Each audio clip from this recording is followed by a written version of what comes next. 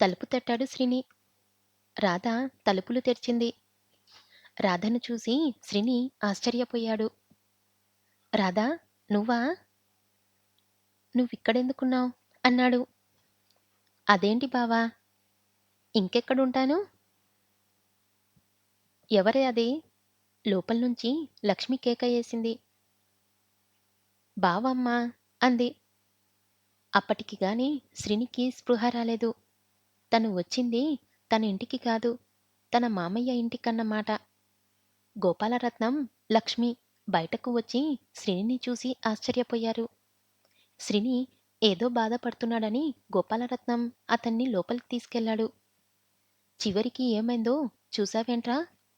పెళ్లి కాకముందు ఒకసారి మమ్మల్ని సంప్రదిస్తే ఎంత బావుణ్ణో? ఆవాళ పొలంలోకి వెళ్ళింది. ఇవాళ నీ మీద నిలబడి సాధించింది.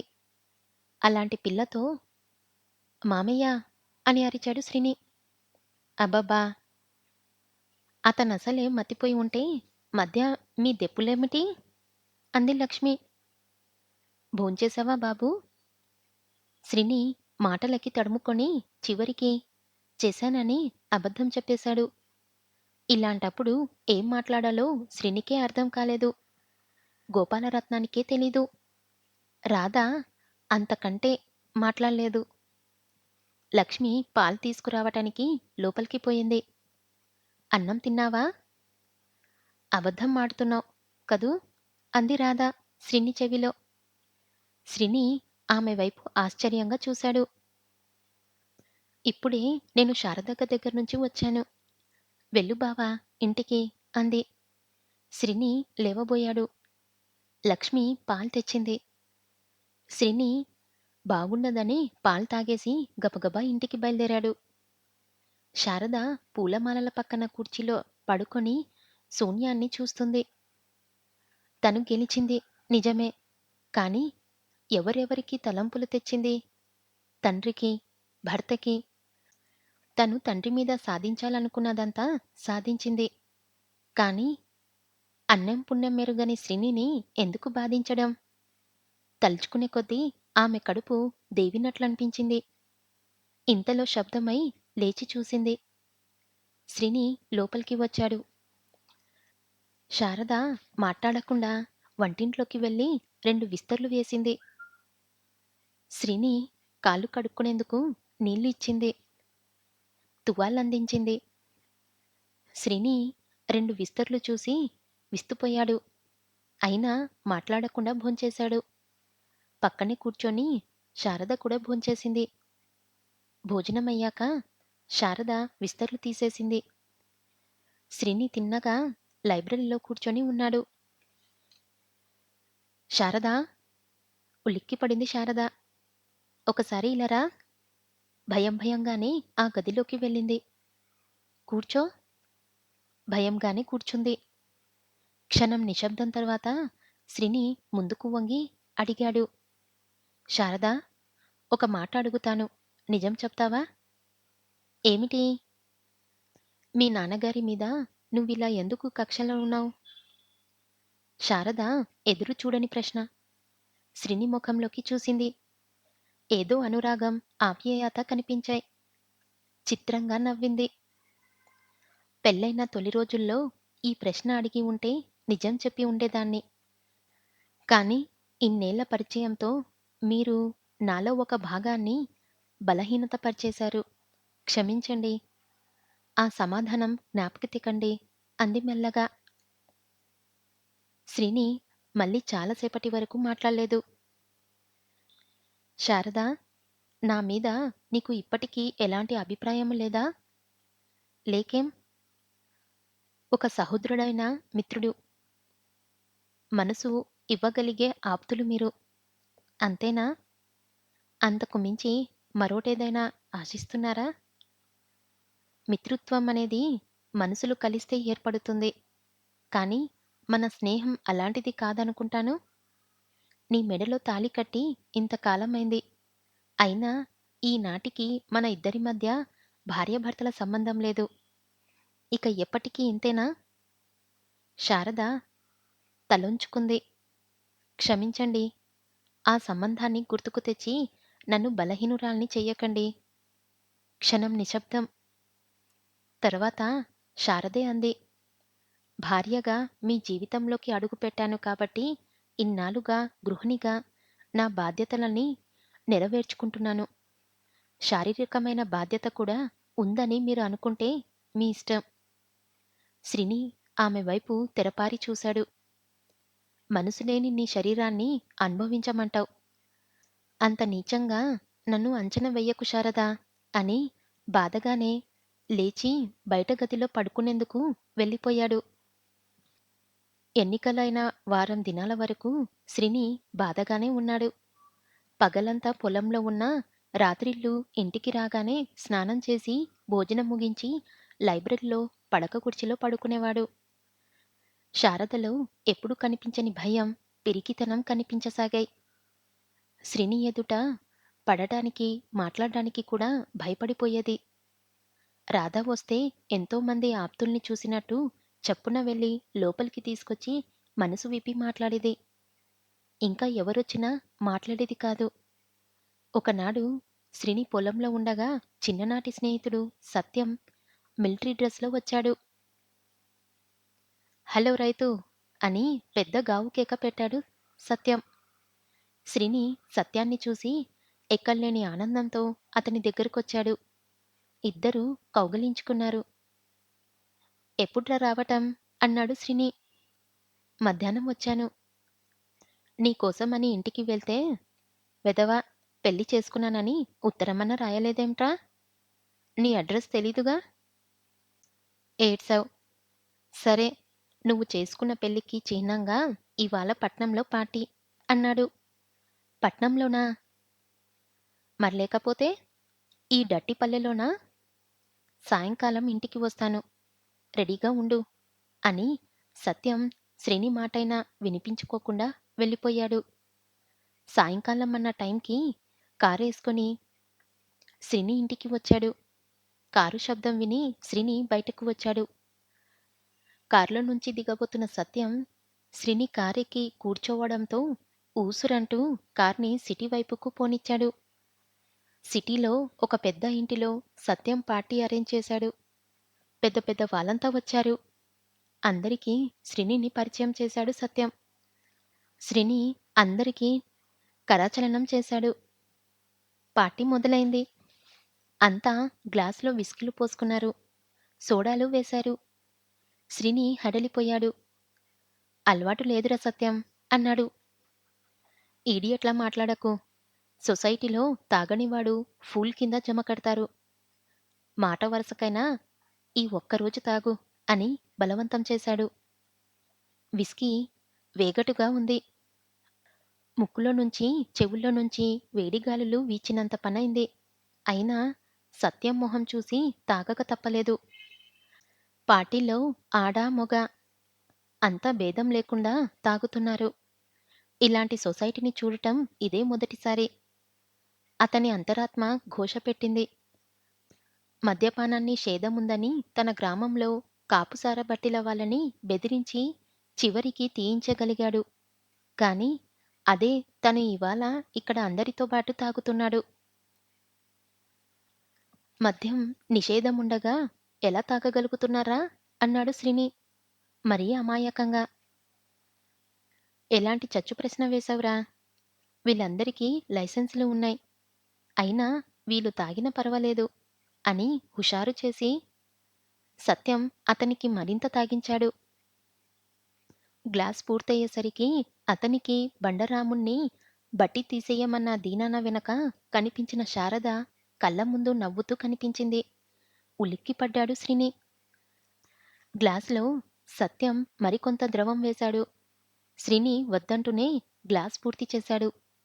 కళ్ళు తిరగటం ప్రారంభించాయి. ఇక అక్కడ ఉండలేకపోయాడు. లేచాడు. వెళ్ళిపోతాన్రా. ఎక్కడికి? అన్నాడు సత్యం. ఇంటికి. పార్టీ పూర్తి కాని. పార్టీ పూర్తయ్యేసరికి 11:30 అయ్యింది. ఈ మధ్యలో శ్రీని మరో గ్లాసు తాగేశాడు. కాళ్ళు ఇక నేల మీద ఆనటం లేదు. సత్యం నవ్వుతూ అతని చేతిని పూలమాల కట్టాడు. అతన్ని పట్టుకొని బయటకొచ్చాడు. సత్యం కార్లో కూర్చున్నాడు. కళ్ళు తెరిచి చూసేసరికి ఇంటి ముందర ఉన్నాడు. ఇంటిని చూడగానే శ్రీనికి పిచ్చెక్కినట్టయింది. ఇంకా ఉందిరా విస్కీ అన్నాడు. సత్యం మిగిలిన విస్కీ బాటిల్ ఇచ్చేశాడు. శ్రీని ఒక్క గుక్క నోటిలో వేసుకున్నాడు. జాగ్రత్త రోయ్, మరీ ఎక్కువైతే కక్కుకుంటావ్. దట్స్ ఆల్ రైట్, నువ్విక వెళ్ళు.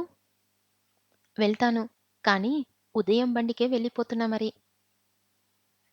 చిరియో అన్నట్టు వదిన్ని పరిచయం చెయ్యలేదురా? చేస్తా, మళ్ళీ వచ్చినప్పుడు అని శ్రీని మరి కొంచెం తాగాడు. సత్యం కారు కదిలింది. శ్రీని ఇంటిలోకి తూలుతూ వచ్చాడు. తలుపు ఎక్కడుందో తెలీదు. సరిగ్గా కళ్ళు విప్పి చూశాడు. తలుపులానే కనిపించింది. ధన్ధన కాలితో తన్నాడు. తుఫాన్లా తలుపు భల్లున తెరుచుకున్నాయి. లోపల గదంతా మసగ్గా ఉంది. మసగ్గా ఉన్న గదిని చూడగానే అతని కళ్ళల్లో కోపం ఉక్రోషించింది. కసి కసెక్కిపోయింది. నరాలు ఉడికిపోతున్నాయి. గుండె మండిపోతుంది. లోపలికి దెబ్బతిన్న పుంజులా తూలుకుంటూ వచ్చాడు. చుట్టూ చూశాడు. అంతా అయోమయం, చీకటిగా ఉంది. ఒక గదిలో చిన్న బల్బు వెలుగుతుంది. అది తన లైబ్రరీ గదిలా కనిపించింది. తను పడుకొని చదువుకునే పడక కుర్చీలో ఎవరో డెవిల్ రాక్షసి పడుకొని ఉంది. కోపంతో విస్కీ సీసా విసిరేశాడు. ఎవరు ఎవరు నా లైబ్రరీలో పడుకున్నది? రాక్షసా? అయితే చంపేస్తాను. పవిత్రమైన నా దేవాలయంలోకి దయ్యాలు రాకూడదు అని గబుక్కున వెళ్ళి పడక కుర్చీలో పడుకొని ఉన్న దయ్యాన్ని కొట్టబోయి తూలిపోయాడు. దయ్యం పారిపోవడానికి ప్రయత్నం చేసింది. కాని అతను వదల్లేదు. రాక్షసుల్ని, దుర్మార్గుల్ని, దయ్యాల్ని నాశనం చెయ్యాల్సిందే. చప్పున దయ్యాన్ని పట్టుకొని కూదేశాడు. అంతే, తను పడిపోయాడు. తర్వాత ఏం జరిగిందో తెలీదు. డన్లప్ పిల్లో పరుపు మించి లేచినట్టు తీరుబడిగా గ్రహపతి గుడ్ మార్నింగ్ చెప్తూ తూర్పు పరుపు మించి లేచాడు. శ్రీనివాసరావు గబుక్కున లేచాడు. తను శారద గదిలోకి ఎలా వచ్చాడు? శారద ఏది? గదులు, పెరుడు, తోట అంతా వెతికాడు. ఎక్కడా శారద కనిపించలేదు. ఏమైందో తెలియదు. జరిగిన కథంతా చెప్పి శ్రీని ప్రాసిక్యూటర్ వైపు తిరిగాడు. ఏవైనా ప్రశ్నిస్తారా అన్నట్టు. మద్యపాన నిషేధముండగా లైసెన్స్ లేని మీరు తాగడం తప్పుగా భావించలేదా అన్నాడు ప్రాసిక్యూటర్. చెప్పాను, స్నేహితుల బలవంతం మీద తాగానని. ఇంటికొచ్చినప్పుడు మీకు అసలు స్పృహ లేదు కదూ? లేదు. మీరా స్పృహ లేని స్థితిలో శారదను డెవిల్, రాక్షసి, దయ్యం, దుర్మార్గురాలా భావించి పీకపిసికి చంపేసి ఉండొచ్చుగా? చంపడం అంటే ఆ పరిస్థితిలో మామూలు మాటలా? మీ లైబ్రరీలో పడక కుర్చీలో పడుకున్న డెవిల్ శారదే ఎందుకు కాకూడదు? శారద కాదు. శారద ఆ గదిలోకి 2 సార్లు మాత్రమే వచ్చింది. ఆ రాత్రి కూడా మీకోసం వచ్చి ఉండొచ్చుగా? నేను చూడలేదు కాబట్టి నాకు తెలీదు. ఉదయం లేవగానే మీరు శారద గదిలో ఉన్నారన్నారు. అది మీకు తెలియకుండానే జరిగిందా? నేను చెప్పలేను. దట్స్ ఆల్ యువర్ ఆనర్ అని ప్రాసిక్యూటర్ కూర్చున్నాడు. డిఫెన్స్ లాయర్ లేచాడు. మీరు ఆ ఇంట్లోకి తూలుతూ వచ్చారు కదూ? అప్పుడు మీ చేతిలో విస్కీ సీసా విసిరేశారా? దాని మట్టుకుదదే పడిపోయిందా? విసిరేశాను. అది ముక్కలైంది. గదంతా మసకగా కనిపించిందన్నారు. మీ లైబ్రరీలో కూడా అలానే కనిపించింది. అవును. మీ పడక కుర్చీలో తలగడ ఎప్పుడూ ఉంటుందిగా? ఉంటుంది. దాన్నే మీరు దయ్యంగా, డెవిల్‌గా, రాక్షసిగా భ్రమించి ఉన్నారేమో? అన్నాడు డిఫెన్స్ లాయర్. నాకు సరిగ్గా గుర్తులేదు. మీరు పట్టుకున్న డెవిల్, రాక్షసి, దయ్యం తేలిగ్గా ఉందా? బరువుగా ఉందా? తేలికగానే ఉన్నట్టు ఫీలింగ్. ఉదయం లేవగానే మీరు శారద గదిలో ఉన్నామన్నారు. అంటే మీరు వెళ్లారా? తెలీదు. అంటే ఒంటి మీద స్పృహ లేనట్టే కదా? అవును. ఆ గదిలోకి ఎలా, ఎప్పుడు వెళ్ళానో తెలీదు. That's all right your honour అని డిఫెన్స్ లాయర్ పూర్తి చేశాడు. తాగొచ్చి స్పృహ లేని స్థితిలో శారదను బలవంతం చేసి ఆమెను చంపేసి ఉదయం మెలకువ రాగానే శవాన్ని మాయం చేసి ఉంటాడని డిఫెన్స్ లాయర్ ఒక కొత్త విషయాన్ని చెప్పాడు. ఫణిభూషణ్ రావు గ్రామ సౌభాగ్యం కోసం కూతుర్నే కాదు, భగవంతుణ్ణి కూడా లెక్క చెయ్యనని అన్న మాట ఆధారంగా తీసుకుంటే ఫనే శ్రీనివాసరావు ఊరెళ్ళడాన్ని తెలుసుకొని ఆ రాత్రి శ్రీని ఇంటికి వచ్చి శారదను మాయం చేసి అటు కూతుర్ని, ఇటు ప్రత్యర్థి అయిన శ్రీనివాసరావుని ఒకేసారి అంతం చేసేసి ఉంటాడని డిఫెన్స్ లాయర్ ఎదురు అభియోగం చేశాడు. దాంతో కోర్టులో కలకాలం బయలుదేరింది. కోర్టు మర్నాటికి వాయిదా పడింది. మర్నాడు జడ్జి తీర్పు ఇచ్చాడు. ఈ కేసులో ఎవరు ఎవర్ని ఎలా మాయం చేశారో సరైన సాక్ష్యాధారాలు లేనందున శ్రీనివాసరావుని నిర్దోషిగా కేసు కొట్టివేశాను అని తీర్పు ఇచ్చాడు. ఫణి ఇంటికి వచ్చి కదం తొక్కాడు. జానకమ్మ ఏడుస్తూ కూర్చుంది. ఈ కేసు ముగిసి తీర్పు ఇచ్చేసరికి దాదాపు నెల అయ్యింది. ఇంతవరకు శారద చాడే తెలియలేదు. అమ్మాయిగారు చచ్చిపోయే ఉంటారండి అని బండరాముడు ఖచ్చితంగా తేల్చిపారేశాడు. జానకమ్మ మరింత ఏడ్చింది. మన అమ్మాయిగారు ఎంత అల్లారు ముద్దుగా పెరిగింది. అలాంటి తల్లిని పొట్టన పెట్టుకున్న వాడితో మనకిక పనేముంది బాబుగారు. తమరు ఊ అనండి. ఆడిని ఈ రాతికే నరికి పారేస్తాను. తర్వాత కేసైతే నేను ఉరికంబమెక్కుతాను. నాకు దిక్కు ముక్కు తమరే గదండి. నా తల్లిదండ్రులు తమరు ఊ అనండి బాబయ్యా. నెత్తురు ఉడికిపోతున్నది. అగ్గి ఈ రేతికే నరికి పారేస్తాను అని అరుస్తూ ఉన్నాడు బండరాముడు. వాడి చెంప చెల్లుమంది. చూస్తే జానకమ్మ. వెధవ, అతన్ని చంపుతావేంట్రా? జానకి అని ఆమెను పట్టుకున్నాడు ఫణి. చూడండి ఆ వెధవ ఎలాంటి మాట అంటున్నాడో. నా తల్లి బతికే ఉంది. ఎక్కడో బతికే ఉంటుంది. అలాంటిది వీడు దాన్ని ఐదోతనాన్ని నాశనం చేస్తాడంటాడా? వెధవని ముందు బయటకు గెంటండి అని తల బాదుకొని ఏడ్చింది.